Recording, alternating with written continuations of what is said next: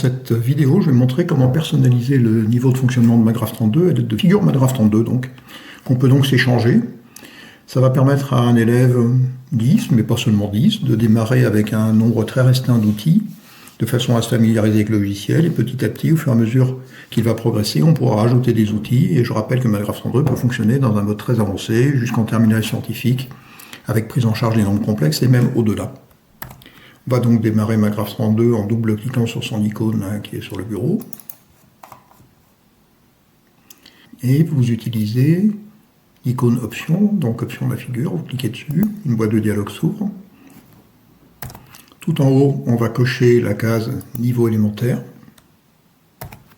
Puis on va cocher la case personnaliser les outils disponibles et cliquer sur l'icône choix des outils. Alors très important, quand on se fait des fichiers de personnalisation, il vaut mieux choisir aux outils permis.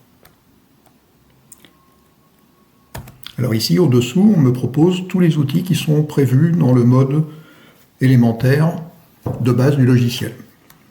Et donc je vais choisir les uns après les autres quels sont les outils que je veux garder. Alors, pour dérouler une branche, on clique sur cette petite flèche ici, par exemple, outil de la barre horizontale.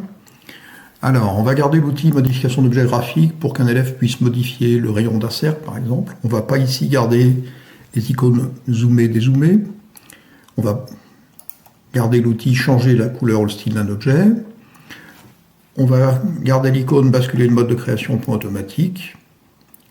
On va garder la loupe des fois que vous soyez sur un iPad, par exemple, ou une tablette. On va cliquer sur l'icône masquer un objet, démasquer un objet.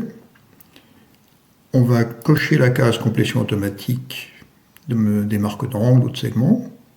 Et on va cocher protocole. Ensuite, pour les points, on va rester basique, on va autoriser le point libre, le point intersection, le point lié et le milieu. Les droites, on va autoriser la droite passant par deux points, la parallèle, la perpendiculaire, par exemple, c'est tout. Pour les segments, le segment passant par deux points et le segment de longueur donnée. Pour les cercles, seulement le cercle passant par centré point et le cercle par centré rayon. Les polygones, seulement le polygone et la ligne brisée. Les marques, on va tout sélectionner, donc je coche la case à gauche. Là. Les lieux de points, on ne va pas les mettre dans ce niveau élémentaire.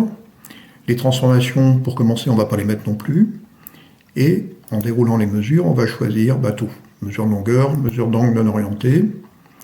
Et puis, dans les surfaces, on va simplement autoriser la surface délimitée par cercle, polygone, etc.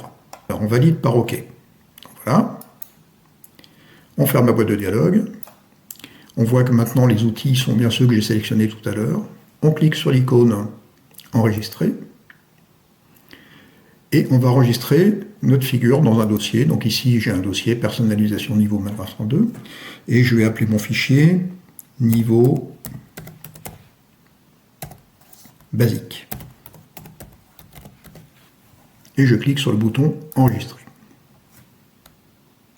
Une petite chose que j'ai oublié de vous montrer tout à l'heure, si je clique maintenant toujours sur le menu Options, si je clique sur Texte de la figure, je peux expliquer par exemple ce que fait ma figure. Donc en fait, je peux dire par exemple figure de personnalisation,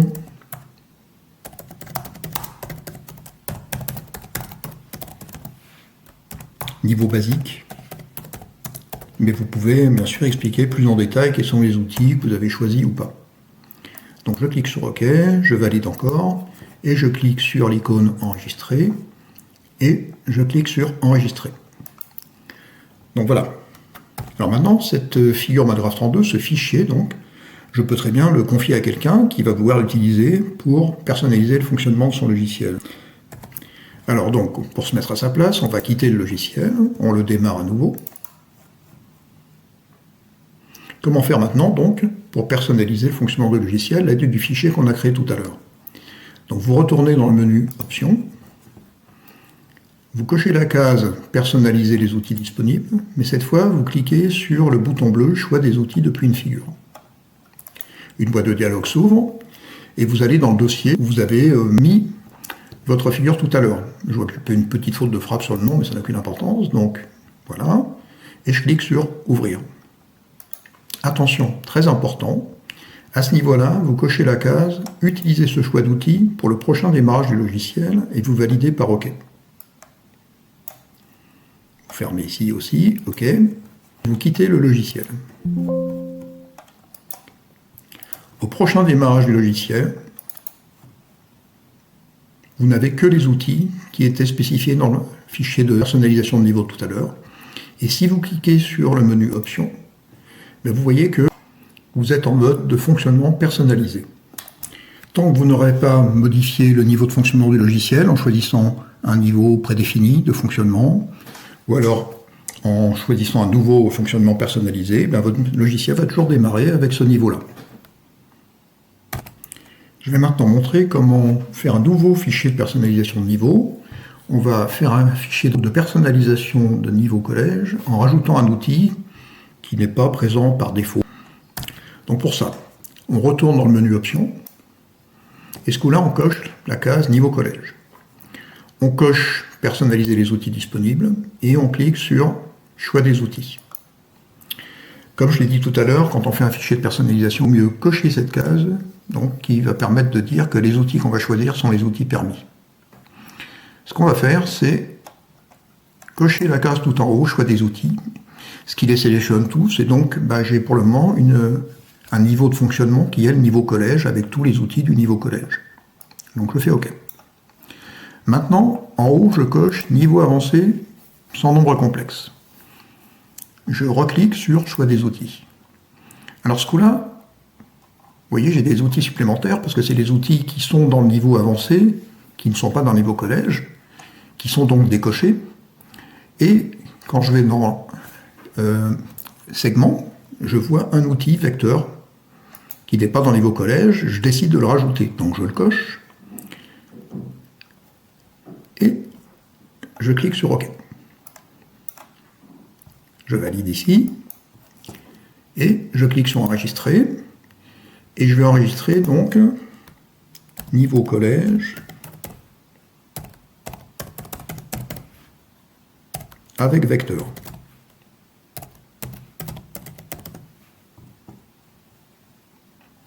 Et je clique sur Enregistrer. Donc pareil, je peux échanger ce logiciel avec quelqu'un. Donc je quitte le logiciel, je le redémarre, et je me mets à la place de quelqu'un qui voudrait démarrer en mode collège personnalisé avec l'outil vecteur en plus. Je clique sur l'icône Options, je coche la case Personnaliser les outils disponibles, et je clique sur le bouton Choix des outils depuis une figure. Et ce coup-là, je choisis donc Niveau collège avec vecteur, donc je clique sur Ouvrir. Très important, dans la boîte de dialogue qui s'ouvre, je coche la case Utiliser ce choix pour le prochain démarrage du logiciel, je valide une deuxième fois, je quitte le logiciel. Je redémarre. Si je clique sur le menu Options, je vois que je suis en mode de fonctionnement personnalisé.